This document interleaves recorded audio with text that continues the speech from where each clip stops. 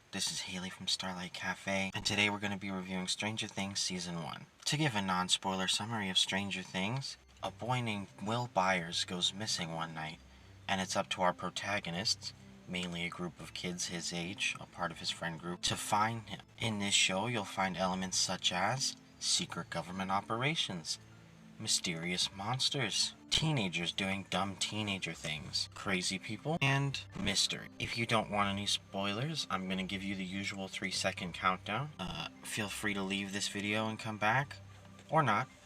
You have free will. But either way, 1, 2, 3. Alright, for those that are still sticking around, thank you for joining me today. I loved this. So to give a little bit of background context, I've actually already seen Stranger Things up to Season 4. As I'm recording this, Season 5 has not been released yet, but the release date schedule has been put out. My hope is that I'll have these reviews out by the time Season 5 is just finishing up, or has just recently finished up, so that hopefully I can get all 5 reviews out in quick succession. But I guess we'll just have to wait and see. You'll know before I'll know, because the video will already be out. I guess that means that I'll know before you know. But I've already seen Stranger Things, so this would be my second watch through. I cried so much this season. Way more than I did the first time I watched this. I actually, the first time I watched this, I think I was watching it very casually.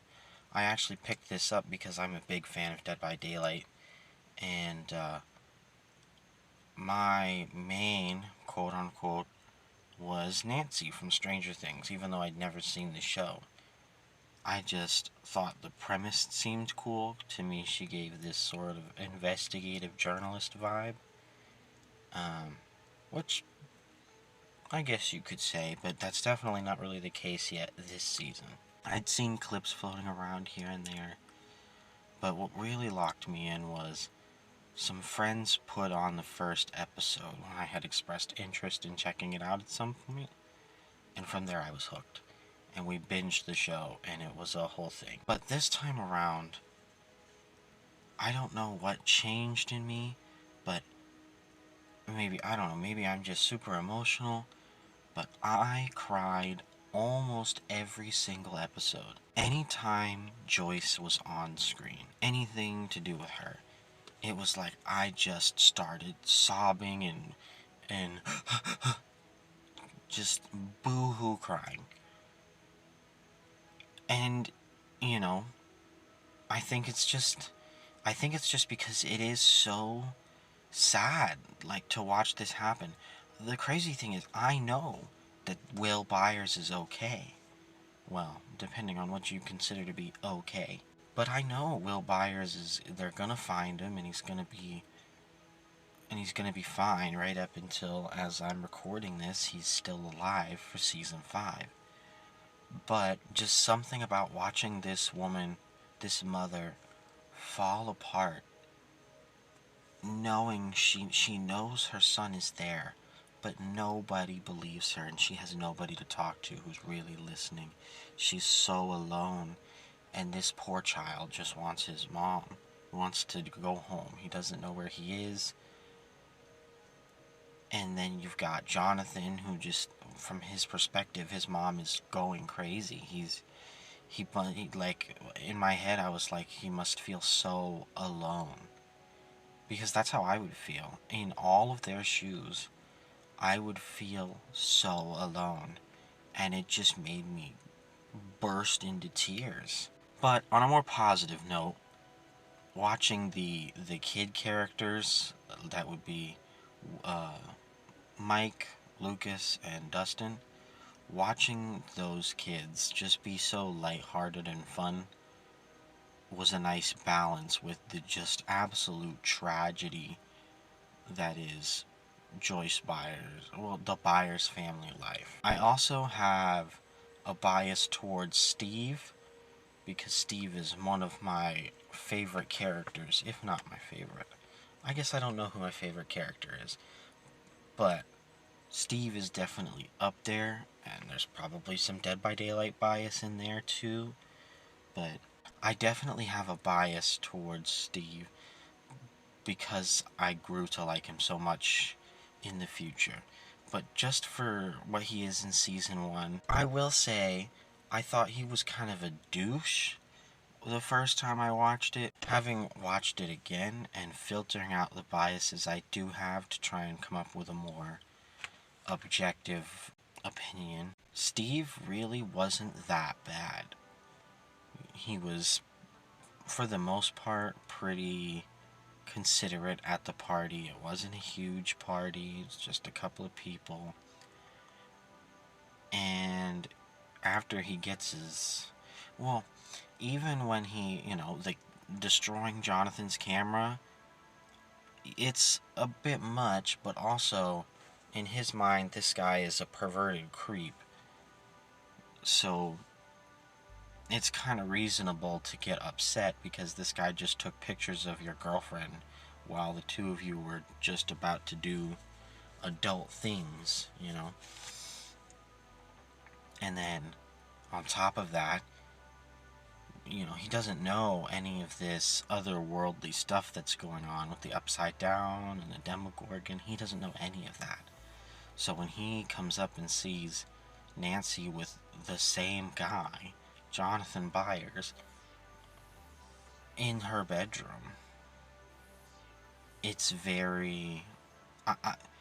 it just makes sense to me that he would get as upset as he did. And if I understood correctly, it didn't even look like he's the one that spray painted all that nasty stuff about Nancy. Which, either way, like the guy said, he didn't stop him either. But even then, he turns around, pretty much right after the fight. He turns it around, he calls his friends out for being jerks. He cleans up the mess his friends made with the spray paint. And he tries to go back and really make things right with Nancy. But he walked in at a really bad time, and that's about to be the story of his life for the next at least 4 seasons, is just being in a wrong place at a wrong time, depending on how you look at it, because him being there is kind of what saves the day sometimes. They did a really good job with the mysteries this season, where, now granted, I wasn't as on top of it as I was with Wednesday, because Wednesday was a blind review for me, where this is not blind. But I feel like the pacing was pretty good. You weren't getting too many answers compared to questions. And by the time the season's over, all the major questions that you would have been answered. If I were to say there was any questions that one might have that wouldn't have gotten answered by the end of season 1, yeah, I just sat here and thought about it, and I can't really think of anything in particular. You're free to let me know down in the comments. Was there anything you felt was unresolved come end of season? Oh my gosh, I didn't even think. I will say I did like the setup at the end of season 2, where you see Will vomiting that weird leech looking thing in the sink. And I do know where that's gonna go because I have seen this. But I thought it was nice foreshadowing.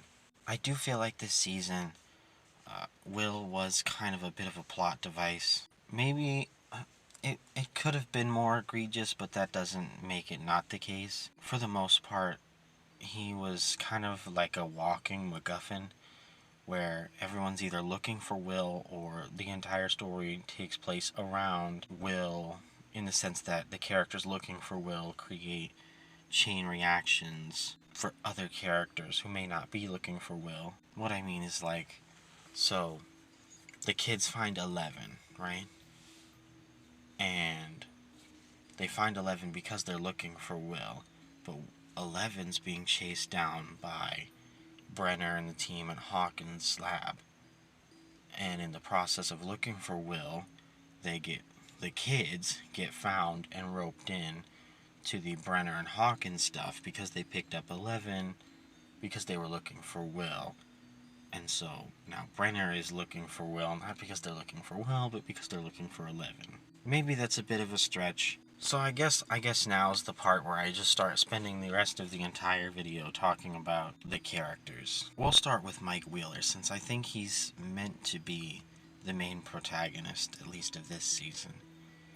You could make an argument that Eleven is the protagonist, but given that the story starts with the kids, I think at least this season, the kids are meant to be the protagonists. Mike is not particularly interesting to me, but for this season I will say he was more interesting because of his relationship with Eleven and how that affects his relationship with other characters as a result. And maybe in the next coming seasons I will come back around with that same conclusion. Mike is not particularly interesting to me, but the characters around Mike are more interesting to me. Mike is sweet and brave and determined, definitely determined. But I don't have a particular bias in favor or not in favor of Mike. Lucas, I think he's meant to be more the realist of the group, which is nice. He kind of balances out when they start to get a little outlandish with their theories. And speaking of theories, Dustin, who I would say out of the core kid group is the most endearing of the group because he's just sweet, and also he's kind of like the conspiracy theorist, but not really, of the group. I say not really because it's not like he's coming up with any kind of conspiracy theories, but he just seems the most out there to me, but also the most charismatic. But overall, the kid group is fun. They're really fun together. They're less interesting if you look at them as individual units, but if you look at them as a whole, they make for fun screen time. Nancy, I find to be one of my more favorite characters, at least this season.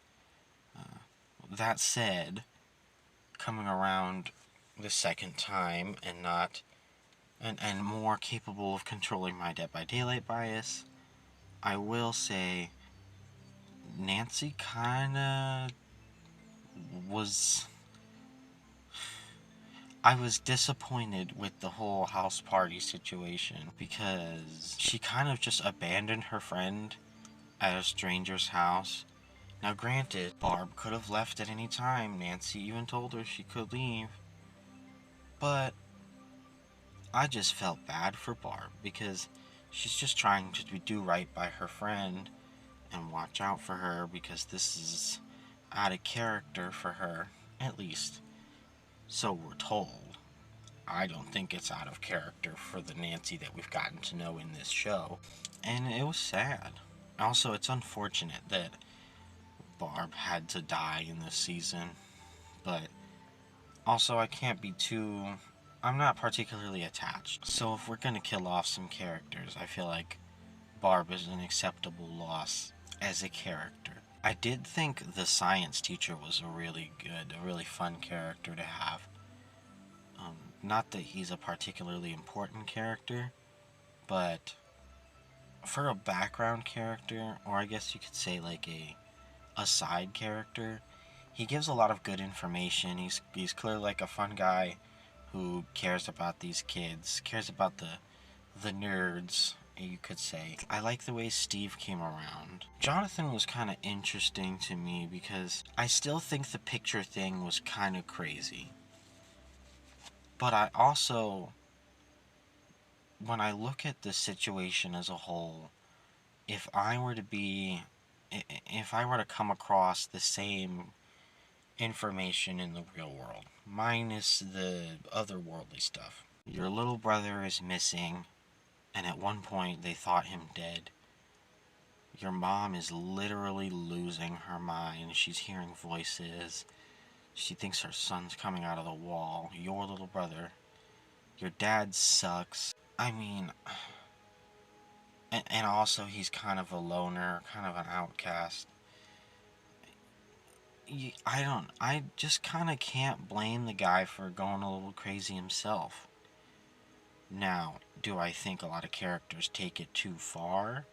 Like when Steve just absolutely lays into him about his family being I don't remember his exact wording, but basically a stain on the town as a whole.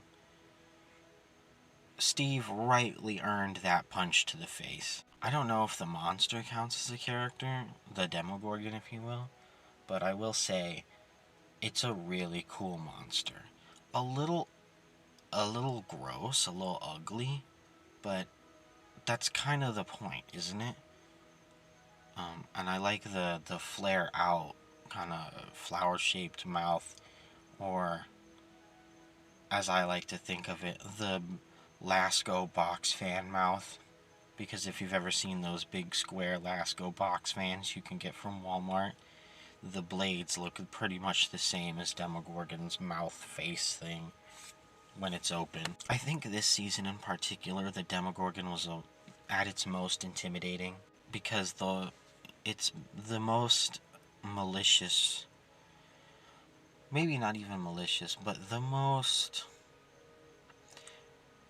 it is the most dangerous thing on screen.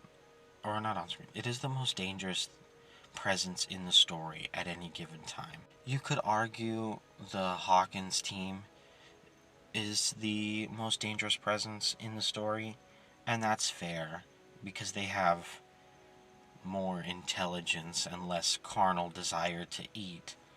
But speaking of which, any scientist in that group that is knowingly doing the things that they are doing, all bad people. I don't care if you're just doing it because you need the money. There's lines. There's lines for all of these things. And obviously it's just a story. But that's my thoughts is how they are able to get an entire facility to knowingly do the things that they do to 11, for example.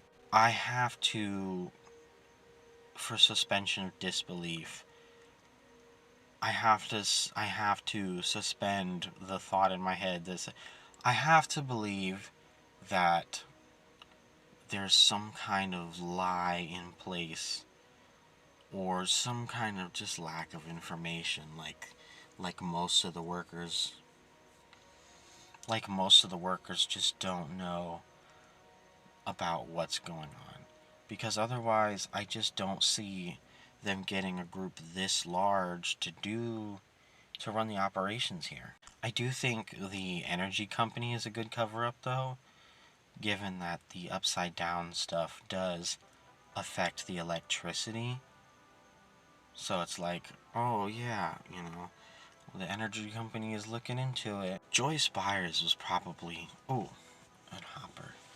Joyce Byers is probably the most interesting character for me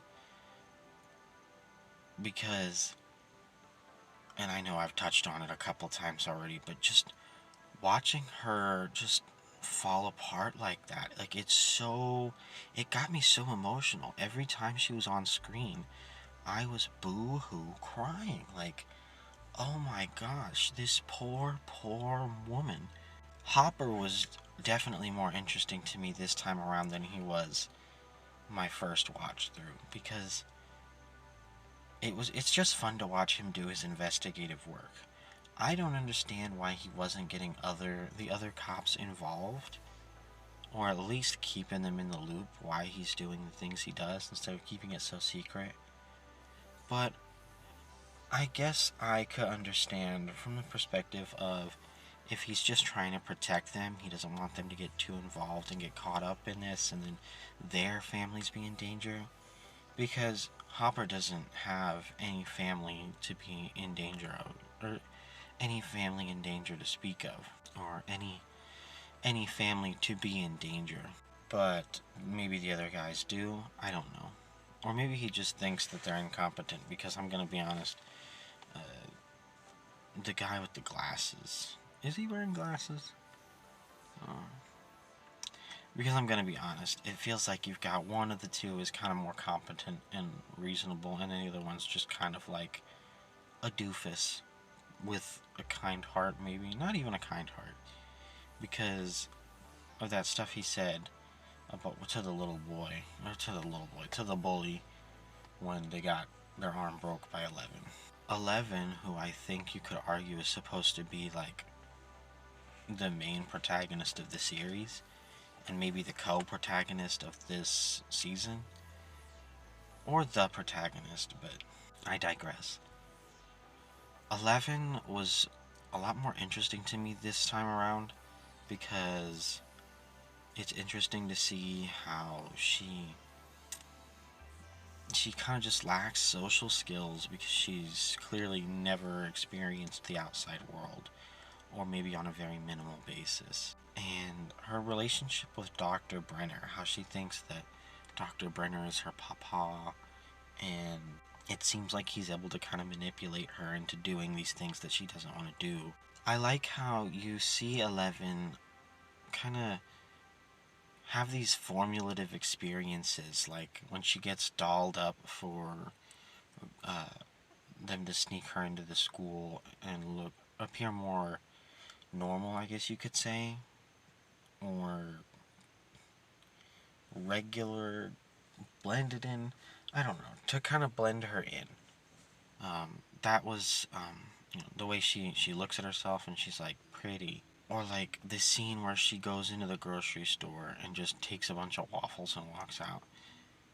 Or when anytime Mike has to explain to her a concept that most people would consider like normal, like you don't really have to explain that concept to a person, like friendship, or when Mike fumbles to, not fumbles, when Mike struggles to explain a relationship to her because he wants a relationship with her, but also is in denial about wanting to begin a relationship with her. And I thought the teaser at the towards the end of the season, where you see that Hopper is leaving out food for 11. I always liked that, but it's also kind of weird. And it makes me question, like, so where did 11 go when she did whatever she did, used her upside down abilities on the Demogorgon? Like, what happened there? I don't understand. And maybe they explained it in the future seasons and I just forgot about it, but it threw me for a loop. Because now I'm like, wait, so can 11, like, kind of teleport a little bit, or what? So, with that said, season 1 overall was phenomenal. And honestly, coming back around and watching it and just bawling my eyes out all season, I either am afraid of season 4 or I may have overhyped season 4 because I've always said that season 1 and season 4, it's a debate for me which one is the best season, but they're both easily the best seasons of the entire show up to this point that I am recording, because season 5 hasn't come out yet, and we don't know if season 5 is going to be the best thing since sliced bread or if it's going to be kind of a letdown, because that's the problem you have with shows that do all this build up and they get really popular, and then the end comes around and it just falls flat because maybe our expectations are too high, or maybe the writers just aren't very good, or come up with some contrived ending that just doesn't make any sense, doesn't answer any questions, just kind of